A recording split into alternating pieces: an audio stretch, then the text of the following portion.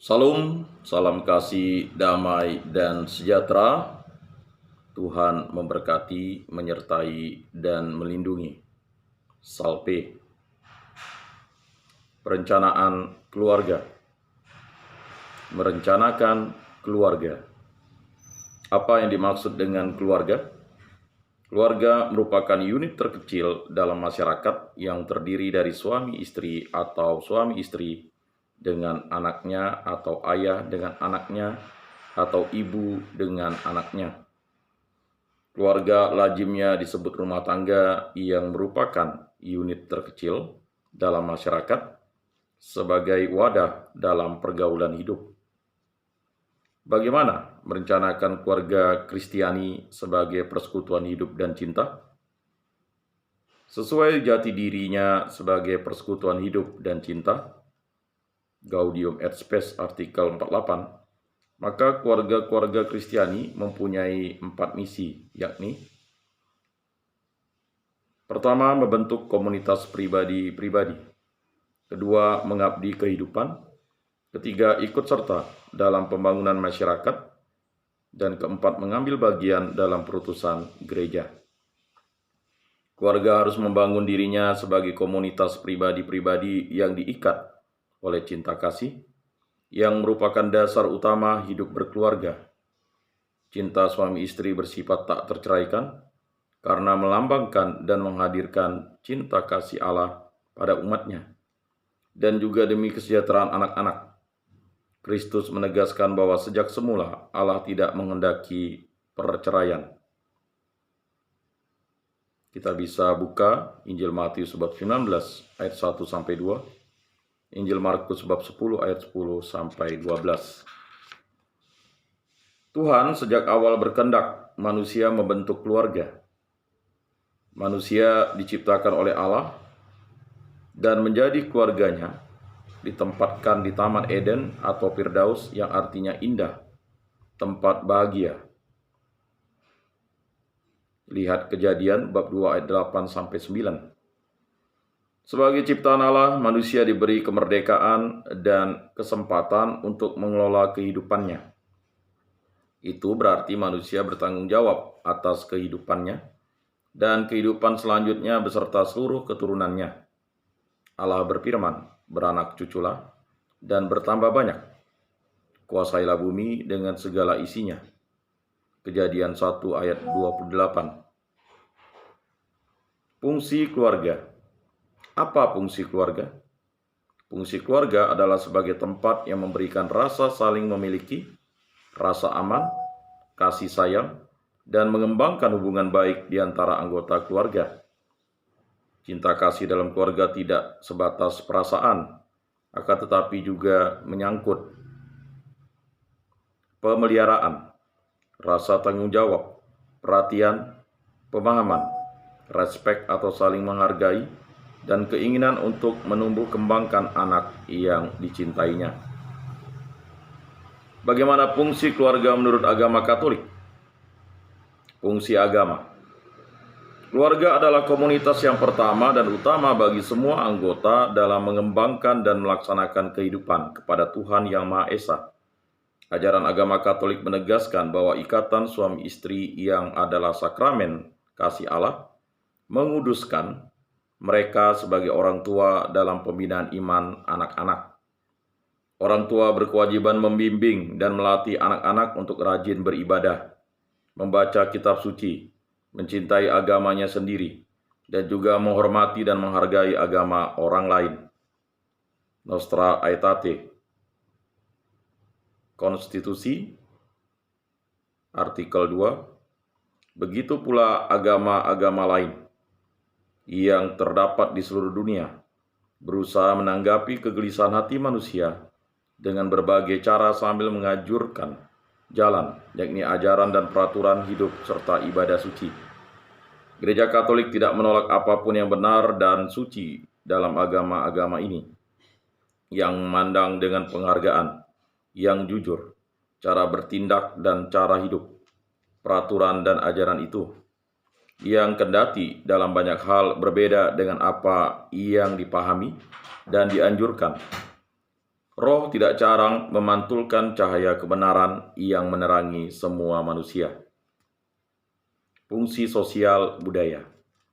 Keluarga adalah komunitas yang pertama dan utama bagi semua anggota untuk melestarikan budaya nasional yang luhur dan bermartabat.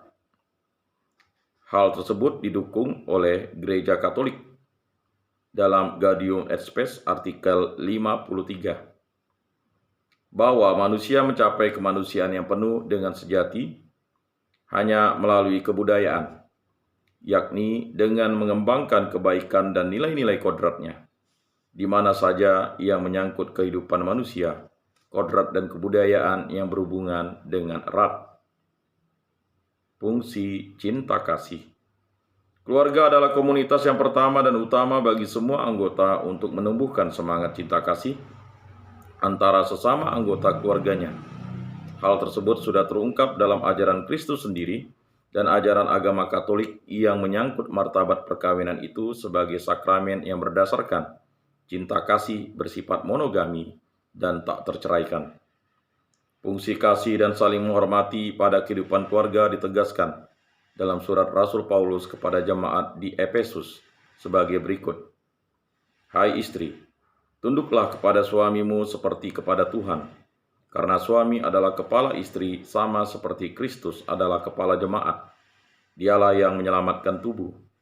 Karena itu, sebagaimana jemaat tunduk kepada Kristus, demikian jugalah istri kepada suami dalam segala sesuatu. Hai suami, kasihilah istrimu sebagaimana Kristus telah mengasihi jemaat dan telah menyerahkan dirinya baginya, untuk menguduskannya sesudah ia menyucikannya dengan memandikannya dengan air dan firman, supaya dengan demikian ia menetapkan jemaat di hadapan dirinya dengan cemerlang tanpa cacat atau kerut atau yang serupa itu, tetapi semua jemaat kudus dan tidak bercela. Demikian juga suami harus mengasihi istrinya sama seperti tubuhnya sendiri. Siapa yang mengasihi istrinya mengasihi dirinya sendiri. Sebab tidak pernah orang membenci tubuhnya sendiri, tetapi mengasuhnya dan merawatnya, sama seperti Kristus terhadap jemaat. Karena kita adalah anggota tubuhnya. Sebab itu laki-laki akan meninggalkan ayahnya dan ibunya dan bersatu dengan istrinya sehingga keduanya itu menjadi satu daging. Rahasia ini besar, tetapi yang aku maksudkan ialah hubungan Kristus dan jemaat. Bagaimanapun juga, bagi kamu masing-masing berlaku. Kasihilah istrimu seperti dirimu sendiri, dan istri hendaknya menghormati suaminya.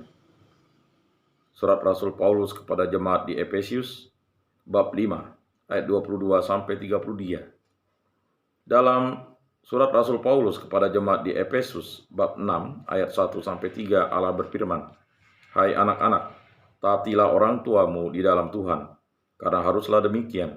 Hormatilah ayahmu dan ibumu. Ini adalah suatu perintah yang penting, seperti yang nyata dari janji ini, supaya kamu berbahagia dan panjang umurmu di bumi. Fungsi perlindungan. Keluarga merupakan tempat di mana semua anggota keluarga dapat memperoleh rasa aman, tentram, dan cinta kasih yang memancarkan cinta kasih Tuhan sendiri. Mengikuti teladan cinta kasih Kristus berarti rela berkorban demi orang lain yang dicintainya. Dalam surat Rasul Paulus kepada jemaat di Efesus, bab 6 ayat 4-9, Allah berfirman, Dan kamu, bapak-bapak, janganlah bangkitkan amarah di dalam hati anak-anakmu, tetapi didiklah mereka di dalam ajaran dan nasihat Tuhan. Hai hamba-hamba, taatilah Tuhanmu yang di dunia dengan takut dan gentar, dan dengan tulus hati, sama seperti kamu taat kepada Kristus. Jangan hanya di hadapan mereka saja, untuk menyenangkan hati orang, tetapi sebagaimana hamba-hamba Kristus yang dengan segenap hati melakukan kehendak Allah dan yang dengan rela menjalankan pelayanannya seperti orang-orang yang melayani Tuhan dan bukan manusia.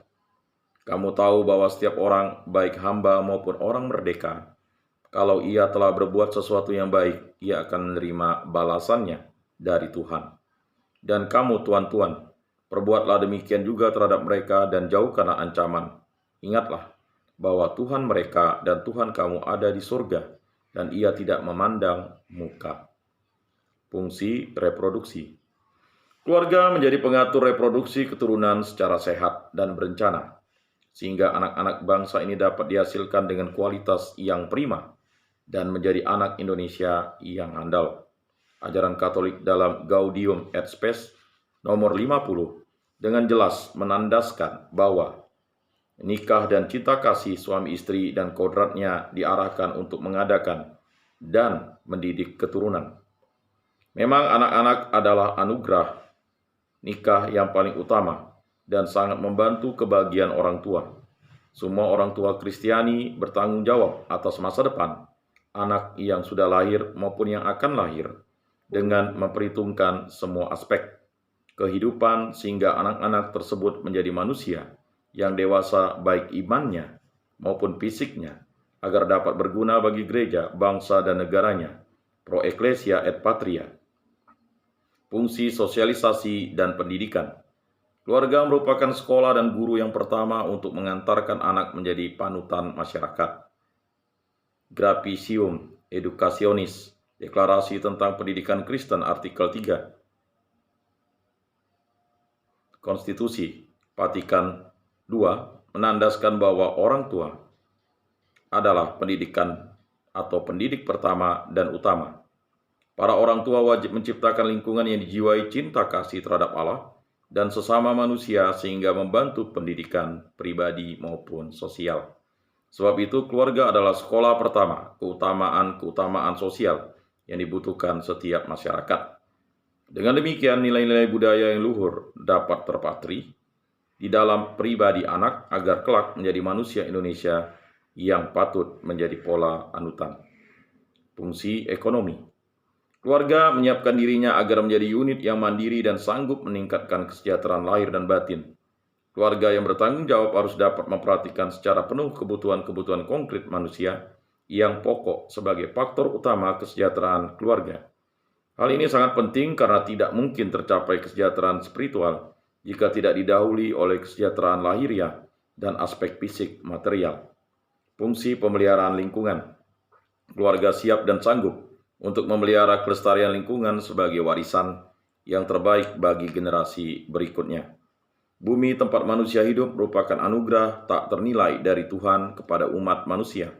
Pada mulanya alam menciptakan bumi dengan segala isinya dalam keadaan baik adanya, dan semuanya diserahkan kepada manusia untuk diolah dan dipergunakan demi kepentingan umat manusia.